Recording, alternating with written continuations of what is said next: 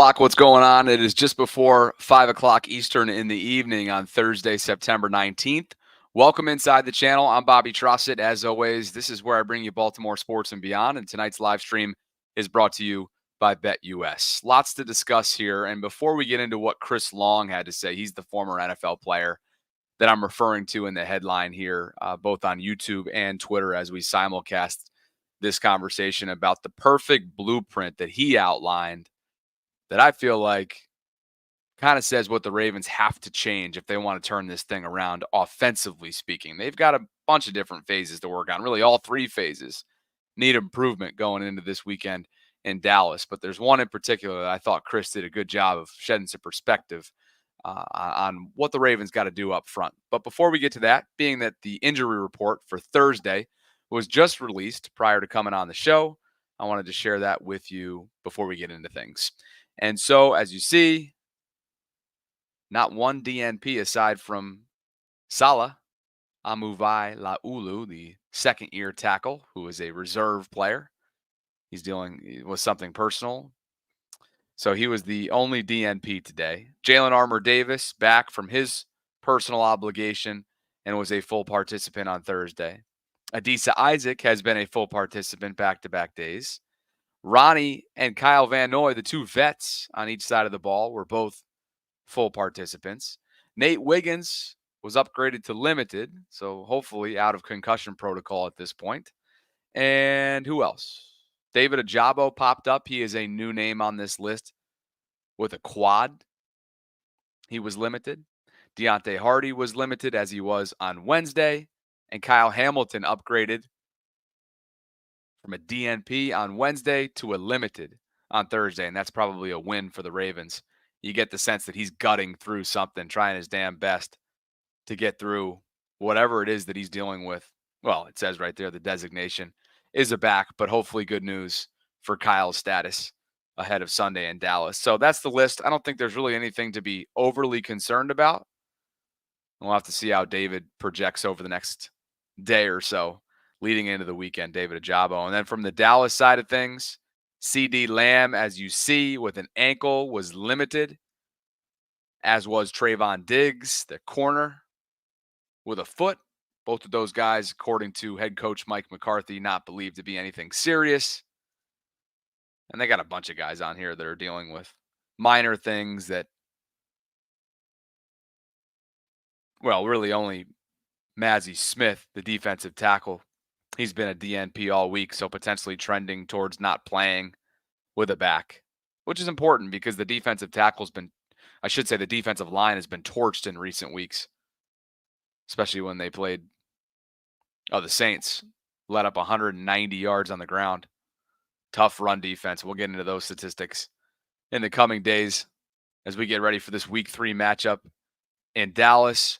And what I wanted to talk about is this perfect blueprint that Chris Long, former NFL defensive end, 2-time Super Bowl champion, outlined of what the Ravens must change if they want to get back in the driver's seat. It hasn't felt like they were driving this ship for very much of the last couple weeks. And granted, both games have been extremely close. Both games have come down to a matter of a couple plays here and there.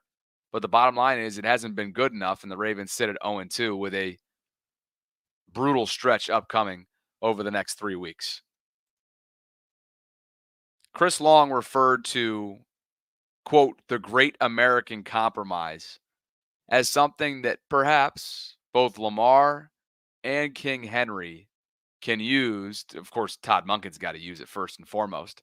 But then the trickle-down effect, can Lamar and Derek effectively use this blueprint to flourish together within this developing offensive identity in Baltimore? And for more on what he actually means by that, here's Chris talking about it.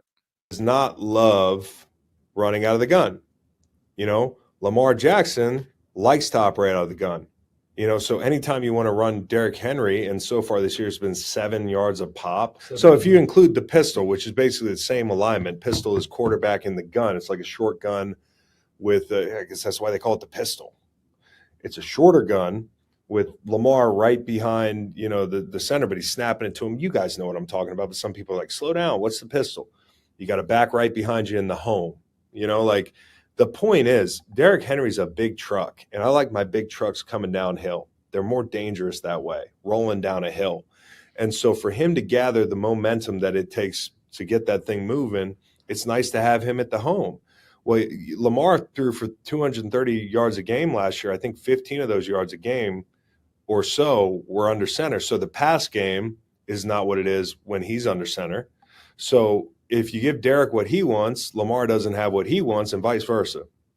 The pistol is the great American compromise. I'm looking at Derrick Henry and the pistol, and they'll get on the perimeter, and he's f***ing people up on the perimeter. Like, he still looks good out there, going out there to flatten little people. And if they can figure out how to get into the pistol and have their looks marry up a little bit better, because here's the other thing. Justice Hill is a good back, and they're going to need him until Keaton Mitchell gets back and maybe beyond. But every time he's in the game, there are tells. When Justice Hill's in the game, I know this might be like most backs in the gun, but I think there are some alignment tells. I think it's, I think there's tells when he's about to get the ball. He's a little bit behind Lamar when he's split out to get out. At least looking at the game against Vegas, I think there are a lot of tells. So you have these issues, and I'm not going to say the Ravens were irresponsible not thinking about the delta in the styles of play between their two backs. There's a change of pace back, and then there's like two backs that are so different that you can't marry your formations up. And I think, like, for a guy like me who's been out of football for a couple of years to look at a team, and this is what we used to do for a living, was try to get a tell formationally, like, they're not making it that hard. I'm not saying it's vanilla. I think a lot of the problems are outside, right? Where, like, they don't have dynamic cats outside. Good stuff there from Chris Long. He went on to start talking about how he feels like the outside targets in Baltimore's wide receiver room are super, super average. He likes Zay. He respects Nelly. He likes Baltimore's tight ends, but he just doesn't think they're deep enough when it comes to the outside threats that they have offensively. And I agree.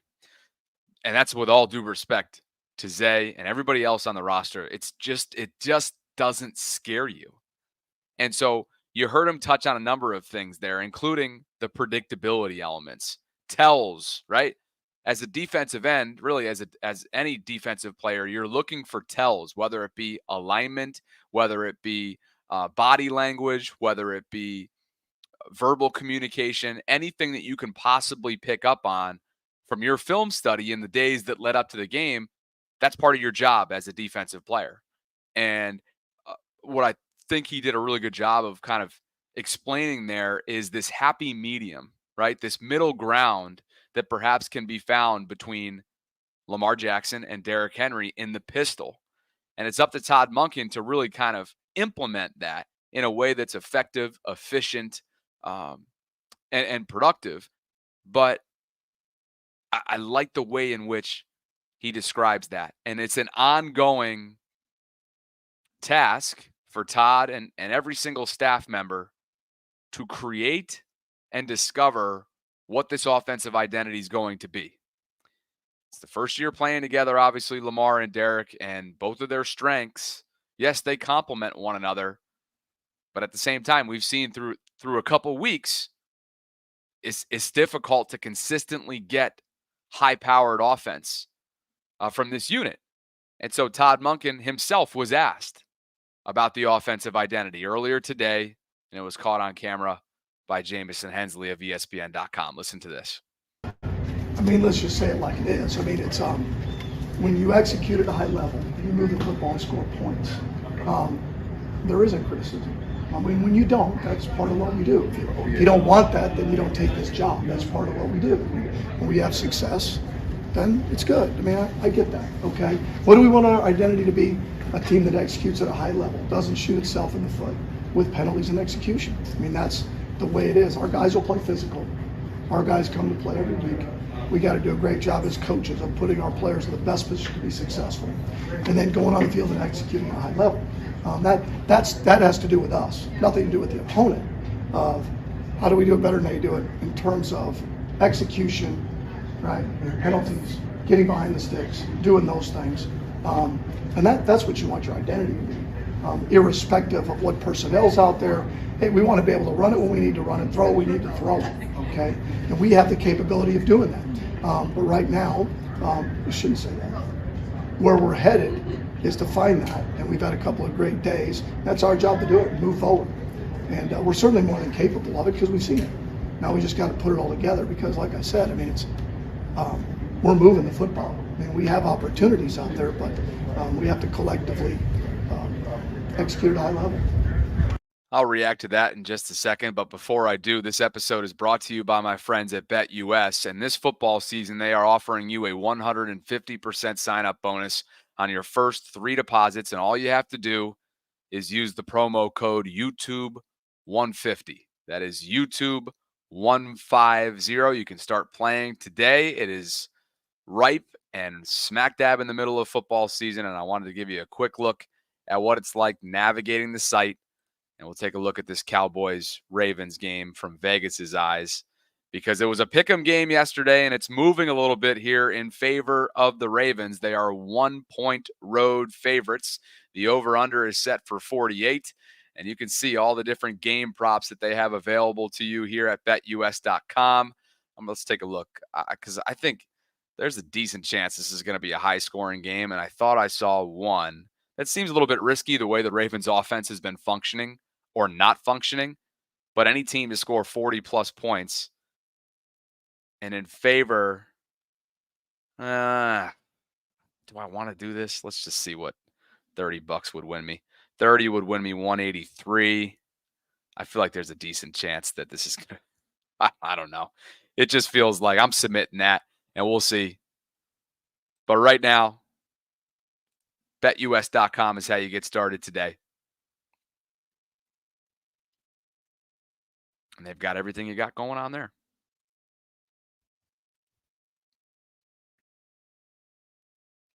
You heard what Todd Monken had to say about the offensive identity.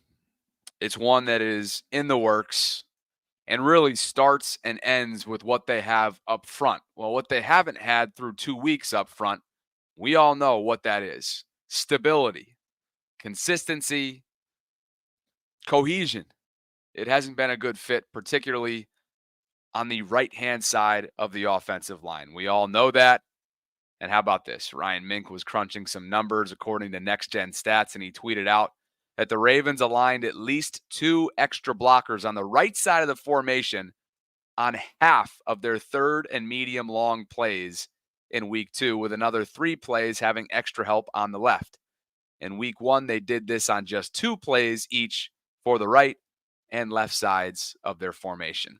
Bottom line is, we all know it was the Max Crosby game, and he single-handedly wrecked Baltimore's offensive front, particularly, again, on that weak and vulnerable right-hand side. It doesn't have to be like this. It doesn't have to be vulnerable. It doesn't have to be wide open, and it doesn't have to be breaking down, in pass pro. Chris Long explained what he's seen from somebody who he feels, and I know we all feel, deserves full-time workload at right tackle. Here's Chris. Guy, Roger Rosengarten. Roger Rosegarden is what I call him, because I want to give him his flowers, man. This guy is this guy's been rotating in at tackle over the first 2 games, okay? And that's not normal to rotate tackles. It actually can throw players off. But the point is like, we come into a situation and we're prepping to beat one guy. Like, so if you're rotating, it can be effective, but it's not done a lot. And it's become apparent to me that this is a position battle. You knew it coming in. Like, this kid was going to push Makari, and they are literally giving a guy 1 drive or 2 drives, and then the rookie comes in, and then vice versa. And what I came away from this game talking about was the damn tackle situation, because Max Crosby lit that game on fire. Like, it was absolute arson the first quarter. They couldn't even get situated, right? Like, he's wrecking all types of plays. But he's definitely wrecking the pass game, right? And this guy, Rosengarten, holy is he blocking Max Crosby a little bit? And this is 2 minutes at the end of the half. So, like, he's getting a drive where they're throwing the ball. They start out in, tempo a little bit, like, because they got to go. But then when it gets down to it, it's like this isn't one of those possessions where they're just running the ball and Max doesn't get any opportunities. Like, this kid's setting out and he's dancing with Max Crosby. And he's doing the mirror drill a little bit. Now, it could be a circumstance of Max Crosby wasn't ready for the rotating factor and, like, it just threw him off. It could be the fact that Rosengarten has some length and he's blocking him. And I know it's just one series, and then they yank him, and I'm watching Makari, and, he's doing a fine job in the run game and that sort of thing, but he's surviving out on the edge in pass pro. They put this kid Rosengarten back in, and it's like when he's in, nothing catastrophic happens. For the most part, what I saw was a guy who's ready to play. He's ready for the big show. This is something that can change the way this offense operates. Like, all right, Chris Long, good stuff. That is courtesy of his podcast called Green Light. There's an hour's worth of content that was released within the last day or so on YouTube. And you heard him on Roger. Quote, "That's not normal to rotate tackles. No shit." It can actually throw players off. And when he's in, meaning Roger, nothing catastrophic happens. For the most part, what I saw was a guy who's ready to play, who's ready for the big show. This is something that can change the way this offense operates. Also commented on how Roger hung in there one-on-one against Max Crosby and really changed the game at that time from the colossal Max Crosby game to just the headliner Max Crosby game. And that was Rodgers' presence over McCary. Now, we'll have to monitor this as Micah Parsons lines up and the Trey Hendricksons and everybody else they're going to be seeing down the line. Because, as Chris said, sometimes the rotation can actually fool you, whether it's instinctual or film study-wise, based on who you've prepared for. But what I've seen from Roger, and I think a lot of you would agree, is somebody that had his rookie moment in literally his first career NFL snap, and since then has shown clear signs of growth, clear signs of improvement, comfort level, right? Potential, ability, mobility, fierceness, the ability to dance. I mean, look at the dancing bear go in that one-on-one rep against Max Crosby, which led to an extension of a play by Lamar and street ball completion with Zay Flowers. That's the type of guy that I want lined up on the right-hand side. That's the type of guy that I want protecting this franchise quarterback. And as long as John Harbaugh continues to dig his heels in here and lean into the rotation, lean away from Ben Cleveland at guard, the more he is choosing, whether it's indirect or not, of course it's indirect, but the more he is essentially putting his quarterback, his franchise, in harm's way in Lamar Jackson. That's the reality of it. And I'm pretty done with it, to be honest with you. And I know I speak for you guys when I say that. Well, Ben Cleveland chose to speak for himself. Notice that little segue? Clever? Not clever? Clever? Here's what Ben told the Baltimore Sun this week. And first and foremost, you see the Sun's title and the headline. Ravens offensive lineman Ben Cleveland responds after Coach John Harbaugh's blunt assessment. And Ben was quoted for saying as follows: "There weren't a whole lot of right guard reps taken by me during camp just because of injury and all the above. So just staying ready for when my number gets called to go in and play. I feel like I've been my most consistent and most proactive throughout camp. It's been a struggle having to move around positions with injuries and stuff like that. But as far as adapting to other positions and just playing where I'm asked, I feel like I've been extremely consistent and competitive." That in response to Harb's comments earlier this week that we all remember. Harb stood pretty tall and was pretty blunt, hence the headline, and was pretty matter of fact in terms of why Ben is not the starter, making it clear that Daniel Fa'alele had or has, or maybe both, beaten him out. More from the Sun. Quote, and this is directly from Ben Moore, "We did some things a lot better this past game than we did in week 1. It's just going to take us working together and grinding through the bad plays, the good plays, and just keep on rolling with it." Well, you want to know the first thing that I thought of? Good on you, Ben. I'm not sure what's going on behind the scenes. I'm not sure if this is just simply practice habits or a practice routine or a practice trend that has upset Harbaugh and company when it comes to Ben Cleveland. I don't know what it is. But assuming that it's not something that's damaging, not something that would put, I don't know, send the wrong message if you were to play Ben out there based on what may or may not have happened behind the scenes, assuming that that's not the case, and this is one of your sort of typical in the past John Harbaugh doghouse situations, then I got to tell you, I have a lot of respect for the way that Ben handled this. He did not take a shot at his head coach. It wasn't a pity party. But make no mistake about it, he stood tall and stood up for himself in this conversation with the Sun. He said, hey, I've been consistent. I've been competitive. He also lifted up his teammates. He said absolutely nothing that would make it awkward going back into that offensive line room tomorrow and having to face his teammates. He didn't call anybody out. He just told his story. And he also mentioned something that we've talked about at length. And that's the fact that really Ben hasn't gotten a chance throughout this summer. When Tyler Linderbaum went down with his injury, Ben was asked to play center for a good chunk of not only the preseason, but throughout camp as well. And really because Daniel had been named as sort of your experimental starting right guard, if you will, Ben really never got that opportunity too, because Daniel got those reps, first team at least. So I can appreciate the way that Ben handled this. I know a lot of you are weighing in with the fact that you feel like he deserves a chance. We all remember, most of us do, week 17 and 18 last year. Ben was solid. PFF will tell you that. The eye test will tell you that. Go back and watch the highlights. They'll tell you that. You want to know who was solid, though, over the last several years in Baltimore? A lot more solid than anybody we've referred to at this point in the conversation when it comes to right guard. Somebody they let walk in free agency, who's off to a tremendous start in Detroit.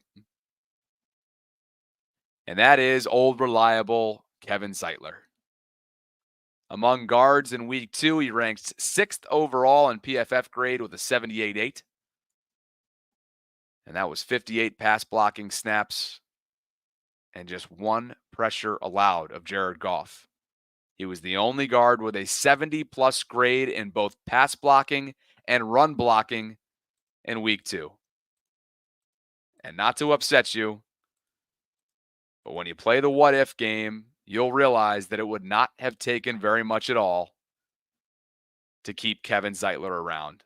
Sarah and I discussed this earlier. You may have seen the slide during our Ravens Lunch Hour live stream this afternoon.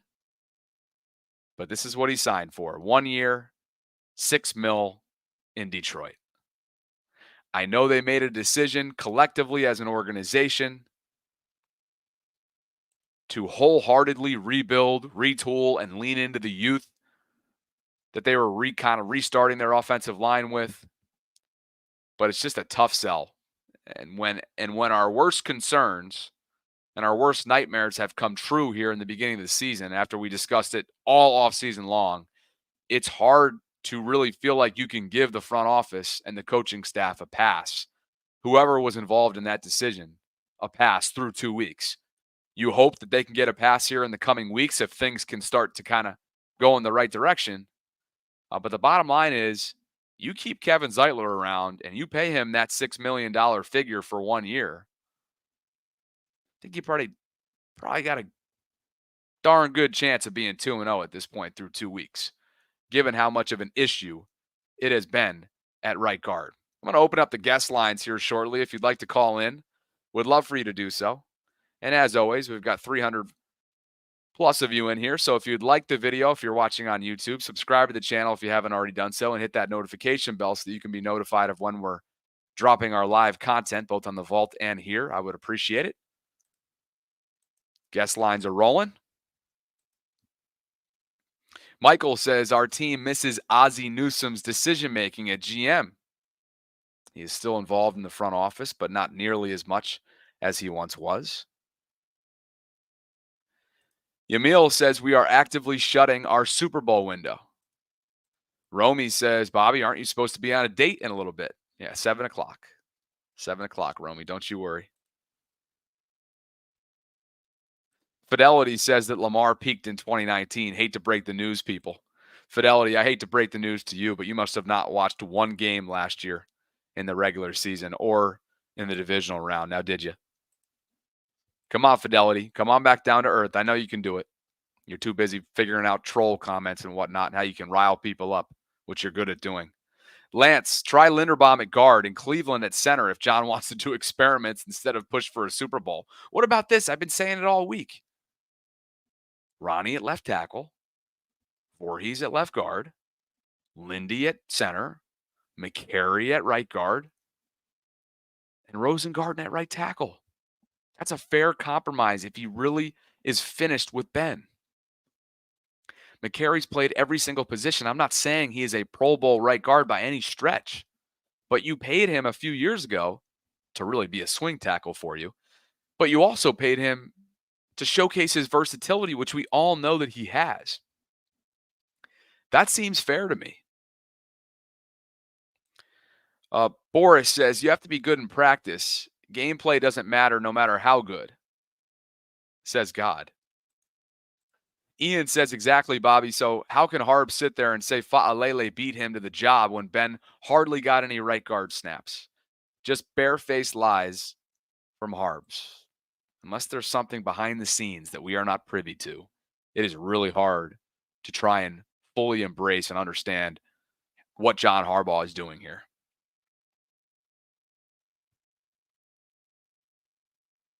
Dre Dog says Harbs continues to hold this team back. It's really sad to watch a Hall of Fame quarterback be flat out wasted. It's disgusting. Adrian with some optimism. We're going to bounce back, people. Keep the faith, my Ravens flock. Haven't seen a lot of that this week, Adrian, so appreciate you. Deshaun says every position coaching John Harbaugh ever made wasn't good for the Ravens. I don't know about that. That is what they call hyperbole, Deshaun, but I appreciate the comment. Cyrus says, I just feel like more emphasis should be put on Harbs, but you guys keep making the offensive line the story. That's the reality of it. No, Cyrus. The reality of it, okay? No. I'm not going to let you do this. Not going to let you do this. The reality of it is that you have selective hearing, okay? We've spent all week long divvying up the blame, and the first and foremost topic and subject in this case has been John Harbaugh. He has not been good enough. And we cited that with the CBS statistic that's been discussed at length all week long. No team, no head coach since 2021 has more losses with at least a 7+ point fourth quarter lead than John Harbaugh. Okay? We've discussed that all week. We've discussed why we don't understand why it's not good enough, the explanation that he's giving in terms of evaluation for why Ben Cleveland's not playing. Okay, what else have we discussed? We've discussed a number of different things, including something that I talked about on yesterday's live stream, which was related to John Harbaugh's lack of accountability. I thought Lamar held himself accountable. I thought the coordinators held themselves accountable today, led by Todd Monken. And while John has a certain way of doing things, I didn't feel like that was good enough on Monday, particularly when asked about the challenge decision-making. Okay, so we've held them accountable all week. I don't know why this comes up. I really don't. But I feel the need to talk about it.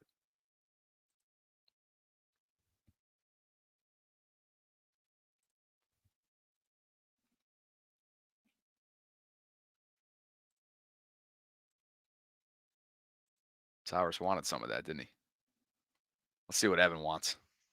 What you want? What you want today? What's going on, Bobby? First thing I got to clear up is this?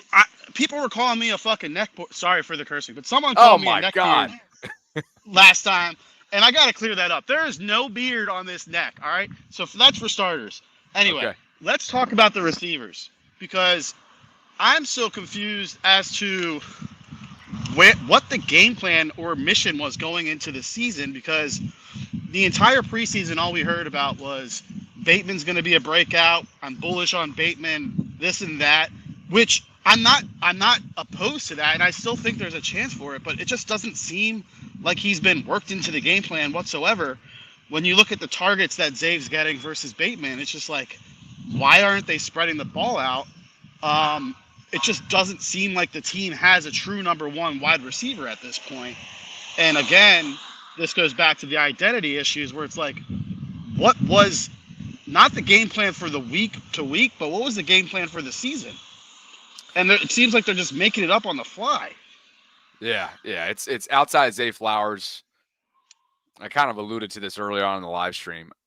Zay would be a fantastic number 2 for this team. And he would be a fantastic number 2 for most teams. But I just don't view him as like he's not your possession guy. Like he's just not built like a number 1. Well, they don't even give him the opportunities that you would give a number 1 receiver. Like it's just short passes and some intermediate, but like where's the deep ball right now? It's not going to Bateman, it's not going to Zay. Every now and then we get a big play out of Likely, but it's the big plays from Likely seem most to be from the benefit of broken down, scramble improv plays, not necessarily designed situations. So it's just like I said, this goes back to the identity thing. It doesn't seem like there was a well thought out plan for how this offense was going to run, and they're making it up on the fly. And to make matters worse, and again, this gives me pause for hitting the panic button. I think a lot of this is a symptom of just the O-line issues. It's tough to get the ball deep downfield when your quarterback has a half a second to throw the ball. So there's that element to it too. But again, I just really wish there was more of a sense of cohesion and well thought out play calling and planning for this offense, because we have the weapons. I'm sick and tired of people telling everyone that EDC hasn't built enough around Lamar. To be honest, I think that's a bunch of BS. I think we have the talent on this team. I just don't think that everyone's being utilized. And, there's very few teams that successfully pull off this, everyone's going to get the ball. We're not going to have one standout guy. I mean, with the exception of maybe San Francisco, who's got, they've got a Debo and an Ayuk and a Kittle and a McCaffrey. Every other team has that one player on their offense that everyone knows that's the guy. And, maybe they're trying to make that Lamar, but I think it's got to be either Zay or Likely or someone else. Like, I don't think you want that from your quarterback. And as we've seen, he can't be that Superman. So the only number 1 wide receiver he's ever had is a tight end in 6 years. Right. That's the only number 1 guy he's ever had, and he's built like a tight end, and his name is Mark Andrews. And so, when they go through lulls like this, we will all point to that, right? We'll point to the lack of investment. We'll point to the lack of traditional team building when it comes to the wide receiver position. But when things are going freaking blossoming the way they did for months on end, closing out the number 1 seed last year, it doesn't even come up in conversation because, oh man, the tight end room is deep as hell. And look at what we do on the ground. Look at what Lamar can do. He can spread the burden, and he has complementary wide receivers. But hey, until they show that they can do it in the postseason, which they were a play or 2 away from doing so, obviously in late January, then these types of questions are going to come up. Yeah, and I think that Likely, again, I would point to Likely as maybe being that guy. He does seem like he could play the outside. He is a big body. He can go up and get the ball. So, week 1, I think he had 9 targets, 100 yards, and 2 tuds. Next week, he's a ghost. So again, it just seems like random throwing shit at the wall and hoping it sticks as far as what the game plan is from a week-to-week basis. Appreciate you for calling in, brother. Yeah, thanks for having the call. I'll talk to you later, man. Absolutely. Yep. Sounds good. Guest lines are open if you guys want to share a thought or two. Wanted to take a brief look at the Cowboys and what they have that the Ravens are going to be dealing with, or perhaps exploding. If you see what RJ tweeted here, Cowboys reporter, he says that the Cowboys struggle at running the ball and they struggle at stopping the run. NFL Pro putting Sunday's game against the Baltimore Ravens into some sobering perspective. And you see that he has put the Ravens offense up against the Cowboys defense in terms of which team has the advantage. And so clearly these categories that you're looking at right now on the screen, it is heavily favoring what the Ravens have done through 2 weeks, courtesy, or I should say, versus what Dallas has put on tape statistically through 2 weeks. Designed run, Ravens offense number 8, Cowboys second to last, 31st. Overall rushing efficiency, again, you kind of see the pattern here in terms of advantages. Like on paper, this should be a Ravens 200 plus ground game day. Like, you got to show me, you got to prove it to us that you can stop the run if you want to beat us. Like, that feels like what it could be on paper. But again, I kind of said that going into the damn Raiders game because of what the Chargers had done to them on the ground. They gashed them. And so you just never know. But yeah, Cowboys defense really, really struggles, particularly when it comes to the interior part of their defensive line. And that has to be an area that Lamar and the Ravens exploit. There's one more slide as well. This looks at the Cowboys offense versus the Ravens defense. And again, heavily advantageous for the Ravens, whether it's rushing shotgun, whether it's rushing versus a light box, or rushing inside tackles, you name it. Ravens have advantages in every single category that you see on the screen. So, is that going to sway me to picking the Ravens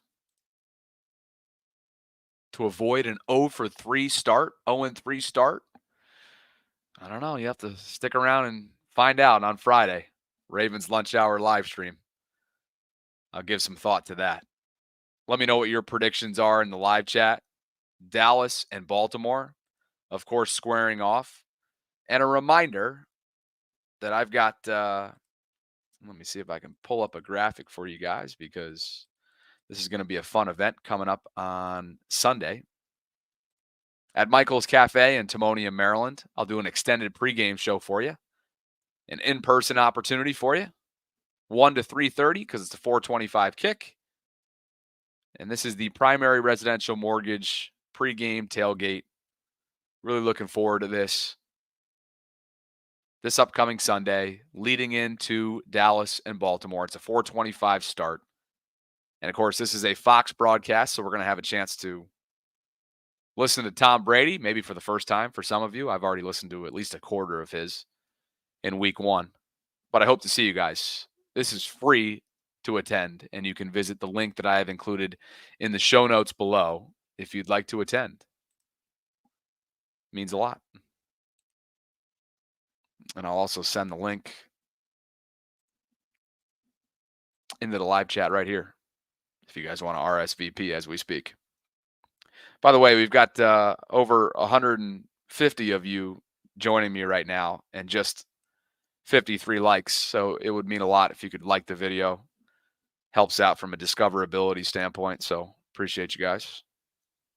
I see some Ravens predictions in here. Evan says Ravens 28, Dallas 24. Judah, what's up, brother? Facts. If the Cowboys can't stop the run, I expect the Ravens to pass the ball the whole game. Oh, that'd be brutal. DM Holman says they're bad stopping the run. Harb's scripting 90% passing plays. Oh, God. Morale is low right now in the live chat. I feel it. Kaliko says most of the nation will be watching this Sunday game, so we better come to play. Yeah, for sure. This is a Fox A-Team broadcast. You better believe. Breadman says, why is nobody talking about Justin Tucker's struggles costing us games as well? Well, if he had nailed it, they would have at least gone to overtime, right? From 56, he missed. He's 1 for his last 7 over the last 2 seasons from 50 plus. And this has become a trend for Justin. Something that's pretty freaking shocking, to be honest with you. It is shocking to see Justin struggles. Chris Horton, special teams coordinator, spoke about it today, said all the right things in terms of, hey, Justin's not lacking any confidence. Justin is going to figure this out. He also mentioned that the snap from Nick Moore on that Jordan Stout shanked punt in the fourth quarter was because of a high snap, or at least in part due to a high snap, which Jordan then rushed his punt.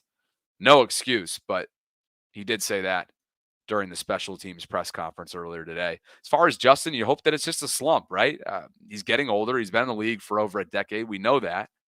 And maybe he showed small signs of this last year, but this is certainly a concern because you start thinking, I mean, again, if he can't work himself out of the slump, which that's a big if, and you knock on wood, then life after Justin Tucker, you knew it was going to come eventually, but he's been such a luxury to have for 10 plus years that you really haven't even thought twice about him whatsoever.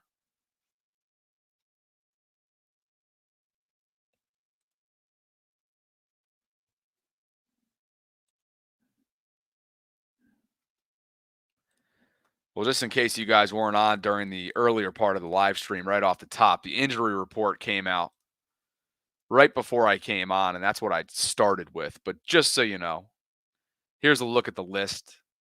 Most notably, Kyle Hamilton returned in a limited form after a DNP on Wednesday. He showed up with a back designation this week. Clearly was laboring a little bit, I thought, during parts of Sunday's game. Adisa Isaac has been a full participant all week, perhaps gearing up for his NFL debut as a rookie outside linebacker. David Ajabo popped up on this list with a quad. He was limited. Hopefully they're just being careful with him. Great to see two vets in Ronnie Stanley and Kyle Van Noy back in full capacity. Nate Wiggins was upgraded from a DNP to limited, hopefully clearing concussion protocol, and hopefully that neck is okay from the car accident that he was in within the last week or so. Jalen Armour-Davis returned. Saleh had a second straight personal day. Anything else? Deontay Hardy was limited with a calf. He's a vet. I'm sure they're being careful with him just because of what he means. So there's a look at your list. Evan decided to donate $4.99 for not even a comment or question. What a guy you are. Was this because I invited you onto the show? Was that what it was, Evan? You're very kind. By the way, Ronnie Stanley is in good shape. John Harbaugh expressed optimism that he will be ready to go. Actually, guaranteed that he'll go on Sunday. But yesterday was his first missed practice of the summer. So there you have it. As for the Cowboys side of things, CeeDee Lamb back in. He was limited. CeeDee Lamb and Trayvon Diggs, two of their stars on each side of the ball. They were both limited today, but they're expected to go. And then Todd Archer from ESPN Dallas just said that Jalen Brooks was added with an ankle injury from a Dallas side of things. So just so that we're being thorough, Jalen Brooks, is he on this list or was he literally just added? Yeah, okay. He was just, Jalen Brooks was just added to Dallas. So anyway, not like that's all that notable. Back to the guest lines we go. And we'll go down to Mexico City. This guy's becoming a regular. I'm curious to see what he's got to say today. Manuel, my friend, how are you? Hey, I'm good. Just having a spare time before heading back to the office. I know you had some thoughts on that Ben Cleveland thing earlier today, didn't you? Hey, it's just he's saying it. It's like I'm doing whatever I can. I don't know what it is. So I think most fans when hearing that answer from Big Country, it's like, yeah, he's on Harv's doghouse. Why? I don't know. It's something indoors. But I think, changing a little bit of topic because of it, because I know we have discussed O-line for nearly 3 weeks or more time because in preseason we were having concerns in training camp. So, oh yeah. 2 things that I have found positive over the course of 2 weeks. Lamar looking for Rashad. Yeah. That has been a big thing. In my eyes, it's a big leap because last year it was only Andrews, Say, and the other Say. So for him to actually be targeting Rashad now more often, hey, that's a big positive.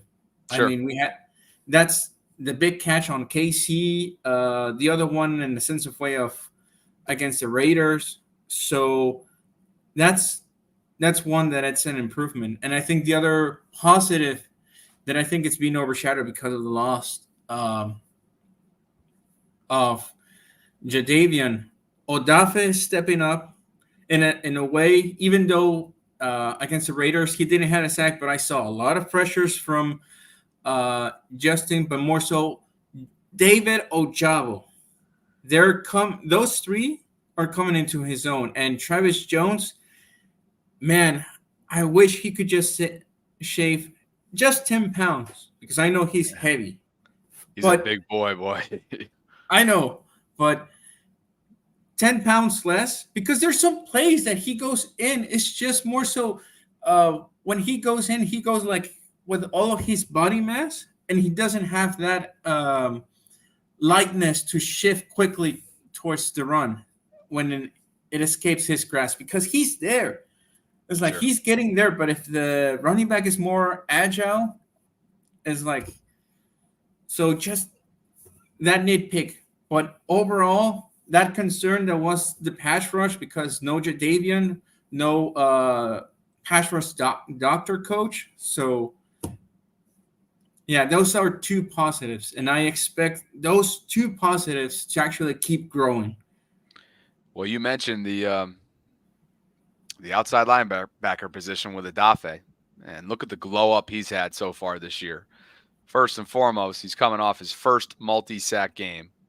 He had a forced fumble, 2.5 sacks, and his pass rush grade is top 12 league wide through 2 weeks, while Jadavian, in the nightmarish situation that he finds himself in Carolina, has the lowest pass rush grade of any edge. Kyle Barber from the beat community in Baltimore put this together in terms of past and present Ravens, just from a comparison standpoint. And you see it. Adafe's got an 89.9 overall grade according to PFF, 75.8 against the run, 77.5 from a pass rush standpoint. So that is that. Always appreciate you dropping by, my friend. I'll talk to you soon. All right, talk to you soon. Manuel from Mexico City, spending some time with us here inside the channel.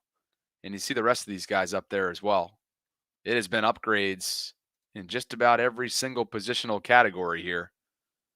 Besides right guard, what a shock. And there has been a significant drop-off at right guard. It's got to get cleaned up if the Ravens want to hang around. And you see it. Look at the drop-off between Zeitler and now his replacement, Daniel Fa'alele. Will they throw him out there again? Remains to be seen. That's that.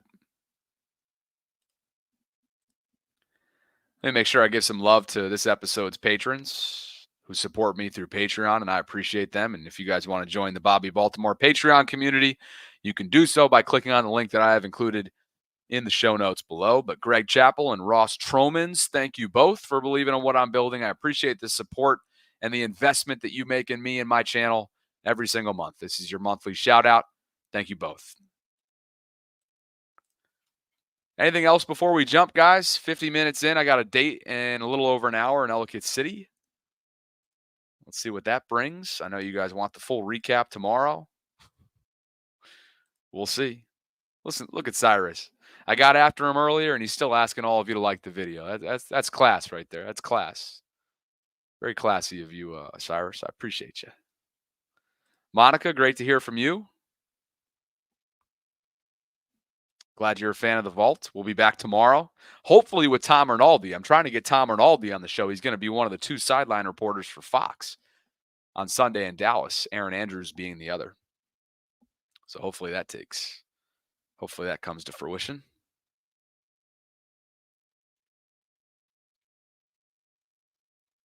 But with that, I'm going to go ahead and jump. As always, would love for you to connect with me on all social channels, including Instagram, Twitter, and Facebook at Bobby Baltimore. You can join the Bobby Baltimore Patreon community by visiting the show notes and everything else, including all my brand sponsors, the incentives that there are for you as a subscriber. All that can be found down below. Michael wants a pick for tonight. Jets, Patriots, right? Jets, Patriots in New York. First time Aaron's played at MetLife since he tore the Achilles.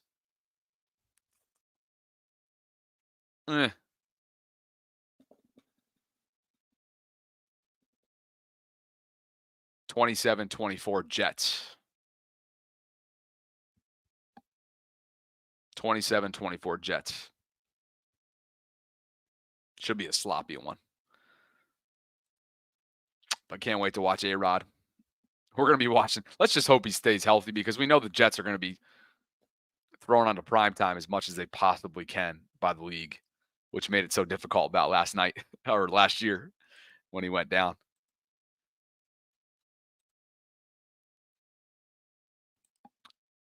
Emil would like to know if I'm ready to go or do I have to go get ready for the date? I think I'm going to wear this shirt. I like the way it fits. And then, I don't know, shorts maybe? Some nice, like, I got some, like, nice white boat shoes. I'll probably throw those on. I need a haircut, but I'll probably put a little, oh, excuse me. Been a long day.